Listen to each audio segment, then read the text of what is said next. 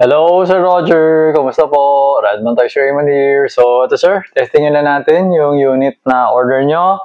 The WE M1911 MEU Black. Okay, airsoft gas blowback pistol. Okay, so ayan sir, MEU yan. So, auto rubberized, no? Okay. So, full metal, 1911. Okay, tapos, dalawang magazine. Ayan. So, parang naka-promo lang siya for the dual magazine na may parang ano siya. Parang naka-free yung extra mag, parang ganun. Hindi naman. Pero sobrang mura yung ano. Okay. So, ayan. So, wait lang. Hindi ko pa nalalagyan ng bala. Saka gas, no? So, wait. Okay.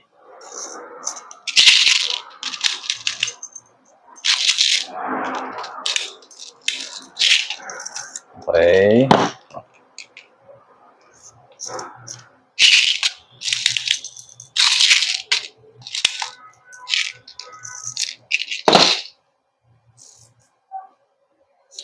Five. 6. Gawin ko na rin 6 siguro to. Okay. Gas. Actually, pwede ito CO2 eh. Malaki yung ano niya eh. Merong CO2 mag eh for this. 14 kaya gamitin kong gas.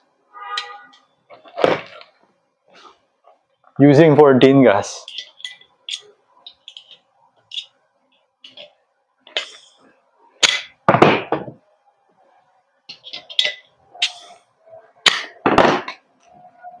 Okay.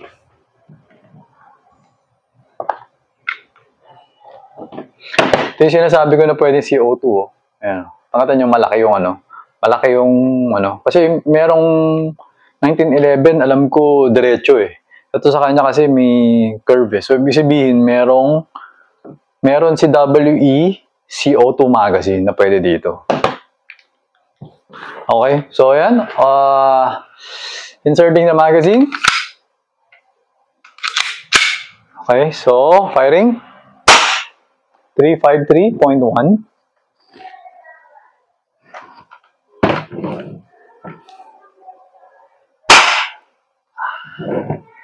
348. Hindi masyadong solid yung ano niya kasi meron siyang buffer, no? So, okay naman. Okay naman siya. Kaya naman yung 14. Hindi masyadong pack. Hindi ganun yung ano kasi may buffer siya eh. 341.8. So, check natin. 343.3. Kung mag-open baseline. 333.8. Nag-open naman. 325.2. Change mag.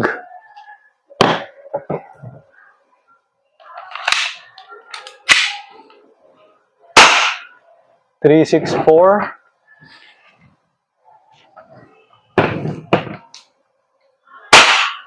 351.2. Okay, so dito naman ako. Check yung accuracy. So, hanap tayo ng bilog. 2 inches. 2 inches diameter at 2.5 meters. Okay, so check natin. Okay, nasa loob naman. Pero medyo nasa right side siya nung unang tira ko. Hindi ako sure kung nagkamali lang ako ng ganun o ganun talaga. Okay, kasi minsan pag na-align ko na ng konti, tinitira ko na hindi ko naman siya talagang ginigit ng gitna na. No? So, yan.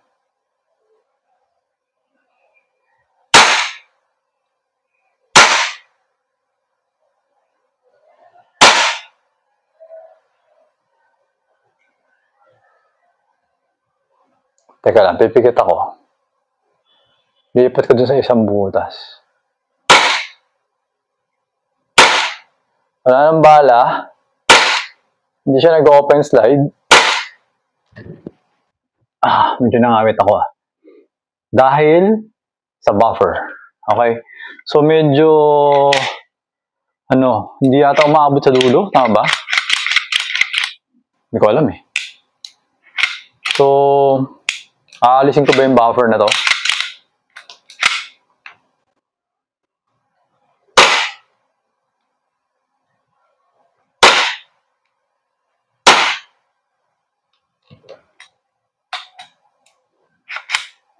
Aalisin ko ba yung buffer? Hindi. Kasi hindi siya nag-open slide eh. Usually that happens because of the buffer. So, sige, aalisin ko. Tapos, kapag gusto nyo, balik nyo na lang yung buffer. Kapag ano. So, I'm releasing the gas. Releasing the gas para 12 na lang yung gamitin nyo na gas. No? Pagbalik sa inyo. Tapos, wala kasing buffer. Okay, so papakita ko sa inyo yung buffer. Madali lang naman siya. Para kasi mag-open. Kasi saktong-sakto kasi yung ano niya eh. Saktong-sakto yung kanal. No? Yun, no? Yung kanal niya, saktong-sakto dun sa slide stop. So, sa sobrang bilis ng slide, tapos, yung buffer, nababuffer siya. So, hindi ata kumakagat sa sobrang bilis. Kaya kailangan medyo, kailangan alisin yung buffer para medyo naka-atras pa ng konti yung slide. Para kumagat yung slide stop. Okay, so kakalasin ko lang, pakita ko sa inyo. Tapos, pagkatapos, ano ba? Alisin ko yung buffer. Kailangan alisin yung buffer eh. Ito. Ayan o. Meron siyang buffer. So, meron siyang buffer. Tapos, meron siyang dalawang manipis na spacer. So, ito yung dalawang spacer niya. Okay, ayan o. Tapos, ito yung buffer. Goma, no? So, alisin natin yung goma. Tapos, babalik natin yung dalawang spacer. So, tingin ko, pwede to kapag mas manipis yung buffer. Tapos, isang baka lang. Kaso nga lang, wala naman tayong ganun eh. Okay, so aalisin ko lang yung buffer. Tapos, 12 na lang yung gamitin nyo na gas. Para yung blowback hindi sobrang lakas. Pero, kung gusto nyo naman na malakas yung blowback, kaya rin naman yata na to. Sa tingin ko, kahit na yung 14, kaya rin naman yata niya. Kasi hindi naman masyadong mainit yung panahon ngayon. Medyo malamig naman yun. Okay, so wait lang. Yan. Okay, so medyo nakaabante na siya. Okay. So, 12 gas. Both mags. Okay, 12 na lagay natin. Tapos, ito. O nga pala, nakalimutan ko, may pinuto ko. Nasa loob naman siya ng butas, no? Pero, parang rumarite lang nga. So, hindi ako sure kung kailangan natin adjustin yung hub. Or kailangan gumamit ng mas mabigat na BB. Okay, so anyway, ito, testingin natin ulit. Adjust ba to? Actually, hindi ako masyadong eh. Pero merong screw eh, oh. Merong screw sa ibabaw. So, hindi. Puputo ko lang muna sandali. Okay, so, ulit. Testing natin. Pikit ko sa mata ko. Nasa kanan nga. So, para ganun. So, kailangan umusog ng konti sa kaliwa, no? Wait. Yan. Try ko lang adjustin. Kung uubra ba. Sama na kasi haba yung video natin pag nagkaganon. Ayan, sir, Pero actually, dapat kayo hindi gumagawa na ito eh. Pero hindi, okay lang. Nandito na ako eh. Testingin ko lang. Kung tama ba ako. Kasi hindi ako gumagamit na eh. Hindi. Hindi naman siya gumulaw. Parang hindi naman yata na-adjust. Hindi naman na-adjust to. I-adjust ko yung screw. Hindi naman gumalaw. Umangat lang yung screw. Hindi. Fix eh. So, balik ko na yung screw. Higpitan ko na pala, ibig sabihin.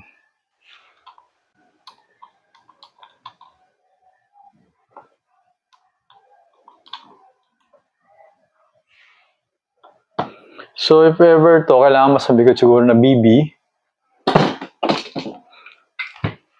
Mga naman ma-adjust dito. Yung front sight, hindi naman gumagalaw eh. Or adjust ka na ng konting-konti. Konti lang naman eh. Kasi nasa bilog niya, pasok naman dun sa 2 inches natin na target. Just, no, 2 inches sa target. Yung nga lang, medyo nasa right side lang siya konti. Okay, so ayun. Bala pa eh, no?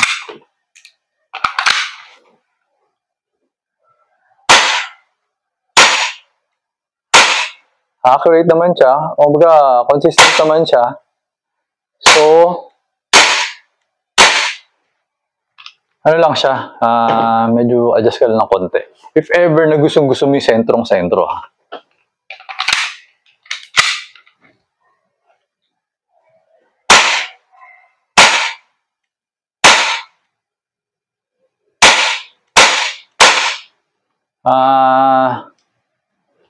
Ano siya?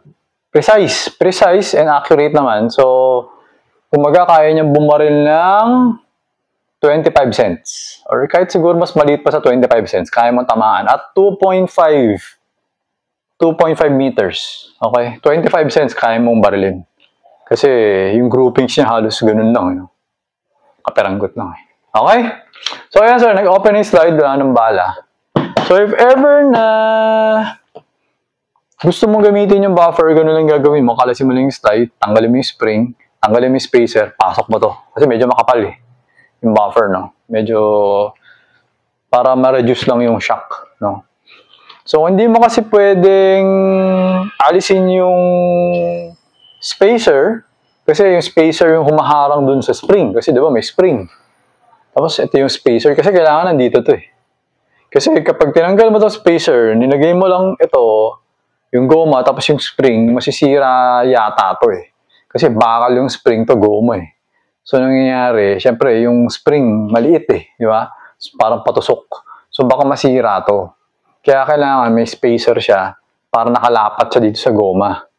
Tapos, yung spring, yun yung nakadikit dun sa spacer. Kasi yung spacer, bakal eh. So, bakal sa bakal. So, hindi ma-deform yung spacer. So, yun siya. So, nagkataon lang na medyo makapal lang to. Siguro kung kalahati lang na to, tapos isang spacer, okay na. Goods na yun. Okay na yung blowback niya. Wala ka ng problema. So, nagkataon na medyo makapal kasi to. Tapos dalawa pa yung spacer. Kaya pag nagsama silang dalawa, hindi nag-open yung slide. Nahirapan mag-open. Masyadong mabilis kasi masyadong mabilis yung cycle. So, pwede, lalambutan mo yung spring. Siguro, pag nilambutan yung spring, yun, pwede. Ubra siguro. Pero, hindi na. Kasi na lang natin yung, buffer. Yun lang naman talaga yung pinaka na doon. Kasi, kaya naman niya eh. Hindi naman siya ganun kalakas din yung blowback. Kahit na walang hindi naman siya malakas. Ano lang to, if ever nagagamit ka CO2, yan, kailangan mo lagay itong goma. Baka mamaya masira yung slide eh. Pero parang hindi rin naman. Parang matibay din naman. Kasi itong version ng mga WE na 1911, itong MEU, yung mga tactical, medyo yung matibay. Pag yung mga silver color ng WE, yun yung medyo mabilis mabiyak, mabilis masira. Hindi ko nga lang alam kung bakit. Kasi mas magaan yun eh. For some reason, dapat nga mas mabigat. Pero hindi ko alam. Magaan. Ito mabigat to eh. Yan, mabigat to. Pag yung mga silver color, magaan eh. Hindi ko rin alam bakit ganun. Okay? So, ayan sir, okay na to.